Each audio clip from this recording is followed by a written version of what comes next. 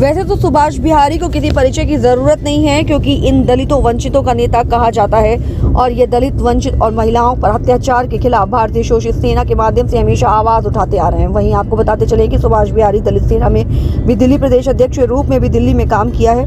वहीं अभी राष्ट्रीय लोक जनशक्ति पार्टी के राष्ट्रीय अध्यक्ष और केंद्रीय मंत्री पशुपति पारस ने कुछ दिन पहले ही सुभाष बिहारी को राष्ट्रीय लोक जनशक्ति पार्टी किसान मोर्चा का कार्यकारी अध्यक्ष नियुक्त किया था। वहीं सुभाष बिहारी ने दामन थामते ही अपना कार्य शुरू कर दिया और आज पहली प्रेस वार्ता कर सैकड़ों की संख्या में लोगों को संगठन से जोड़ने का काम शुरू कर दिया। इस क्रम में उन्होंने जानकारी देते हुए बताया कि अब मुझे राष्ट्रीय लोक जनशक्ति पार्टी किसान मोर्चा का राष्ट्रीय कार्यकारी अध्यक्ष नियुक्त किया गया है और अब मैं इस कार्य को अपनी पूरी लगन और मेहनत के साथ करूंगा। सुभाष बिहारी ने कहा कि राष्ट्रीय लोक जनशक्ति पार्टी के राष्ट्रीय अध्यक्ष और केंद्रीय मंत्री पशुपति कुमार पारस जी ने मुझ पर अपना भरोसा जताते हुए और मेरे अच्छे कार्यों को देखते हुए मुझे ये प्रतिष्ठित पद प्रदान किया है। और क्या कुछ जानकारी देते नजर आए सुभाष बिहारी मीडिया के सामने, आइए सुनाते हैं इस रिपोर्ट में। जो नई जिम्मेवारी मुझे मिली है वह जिम्मेवारी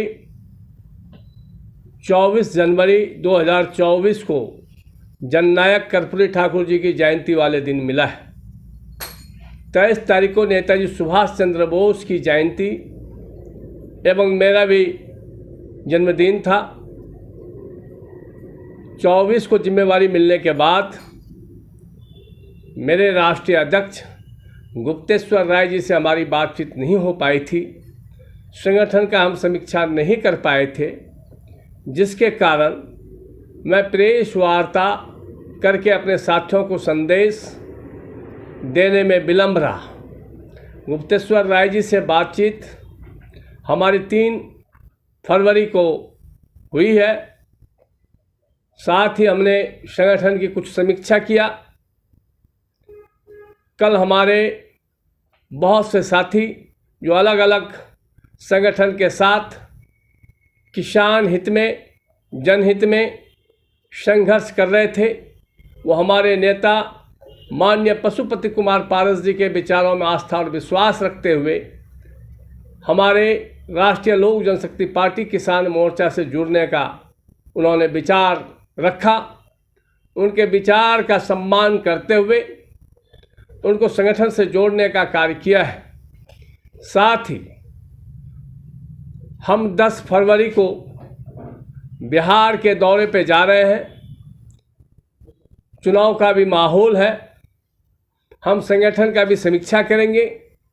चुनाव प्रचार के लिए अपने नेता का संदेश लेकर के आम जनता के बीच में हम लोग कैसे जा सकें, इन सभी योजनाओं पर विचार विमर्श करने के बाद 10 फरवरी से 6 मार्च तक हमारा बिहार का दौरा रहेगा, जिसमें हम बिहार के सभी जिला में अपने किसान मोर्चा के साथियों के साथ समीक्षा मीटिंग करने के बाद संगठन का विस्तार 12 मार्च को 11 मार्च को दिल्ली देश की राजधानी में समीक्षा बैठक बुलाएंगे, जिसमें जितने भी राज्य के साथी हमारे आएंगे वो हमें अगर जानकारी देंगे अपने आने का, तो हम उनके रहने का और भोजन की व्यवस्था करेंगे।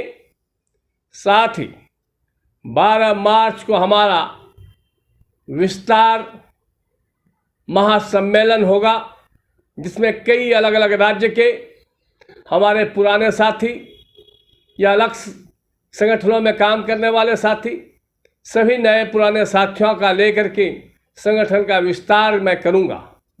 उससे पूर्व अपने पुराने साथियों का संगठन का समीक्षा करते हुए कौन कहाँ रह करके बेहतर कार्य कर सके।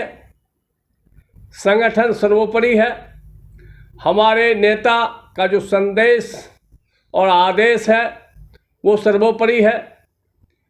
चुनौतीपूर्ण जिम्मेवारी जिस विश्वास के साथ हमारे नेता ने हमें दिया है, हम अपने नेता पशुपति कुमार पारस जी का, बिहार प्रदेश के अध्यक्ष प्रिंस राज जी का संदेश आम जनता तक पहुँचे। किसान हित में किसान से संबंधित सभी योजनाओं का लाभ कैसे किसानों तक पहुंचाया जा सके, इन सभी पहलुओं पर चर्चा करते हुए, विचार विमर्श करते हुए संगठन को हम एक नए धार देने का काम करेंगे। क्या 10 फरवरी से कोई यात्रा आप लोग निकाल रहे हैं? 10 फरवरी से अलग अलग जिले में जो हमारा संगठन है उस संगठन का हम समीक्षा बैठक करेंगे। जिस जिला में भी हम जाएंगे उस जिला का जो जिला अध्यक्ष है वो हमारे नेता होंगे। हम कार्यकर्ता के रूप में उनको मदद करते हुए संगठन को कैसे मजबूत कर सकते हैं और कौन जिला अध्यक्ष सक्रिय है, कौन निष्क्रिय है, किनका जिम्मेवारी कहाँ देने से वो बेहतर काम कर सकेंगे, वो सभी चीज़ों की समीक्षा करते हुए 11 मार्च को हम बैठक करेंगे सभी साथियों के साथ। अभी तो हम अलग अलग जिला, अलग अलग ब्लॉक अध्यक्षों की बैठक लेंगे, उनकी समीक्षा करेंगे। समीक्षा करने के बाद हम अपने साथियों के साथ विचार विमर्श 11 मार्च को समीक्षा बैठक में करेंगे और 12 मार्च को नए संगठन विस्तार की घोषणा करते हुए संगठन को एक चुनौती के लिए चुनाव मैदान में किसकी क्या भूमिका रहेगी, संगठन को कैसे मजबूत किया जाएगा, किसानों को योजनाओं से जोड़ने के लिए कौन व्यक्ति कहाँ कारगर रहेंगे, उस सभी चीज़ों का तय हम 12 मार्च को घोषणा करेंगे। 11 मार्च तक हमारा समीक्षा बैठक होगी। 12 मार्च से संगठन विस्तार पर युद्ध स्तर पर हमारा कार्य होगा। है और बहुत अहम जिम्मेवारी मिली है। यह देश हमारा कृषि प्रधान देश है, यह देश किसानों का है। जय जवान जय किसान का देश है, इसलिए किसान प्रकोष्ठ का इनको राष्ट्रीय अध्यक्ष बनाया गया है। एक बड़ी जिम्मेवारी है, पार्टी ने इनके कंधों पर यह जिम्मेवारी दी है कि पार्टी को खेत में, खलियान में, किसान के बीच, नौजवान के बीच ले जाने की जिम्मेवारी आदरणीय हमारे नेता, जन जन के नेता पशुपति कुमार पारस जी ने सौंपा है। और हम लोग को और हमारी पार्टी को पूरा विश्वास है, पूरे देश में यह किसान प्रकोष्ठ के माध्यम से, अपनी पूरी टीम के माध्यम से यह किसान अपनी पार्टी को जन जन तक ले जाएंगे, किसानों को बीच ले जाएंगे और किसानों को मुद्दे को, किसानों की बातों को, किसानों के हक और अधिकार को लेकर यह राष्ट्रीय लोक जनशक्ति पार्टी किसान प्रकोष्ठ के प्लेटफॉर्म के माध्यम से मजबूती से पूरी आवाज़ को अपनी बुलंद करेंगे। अब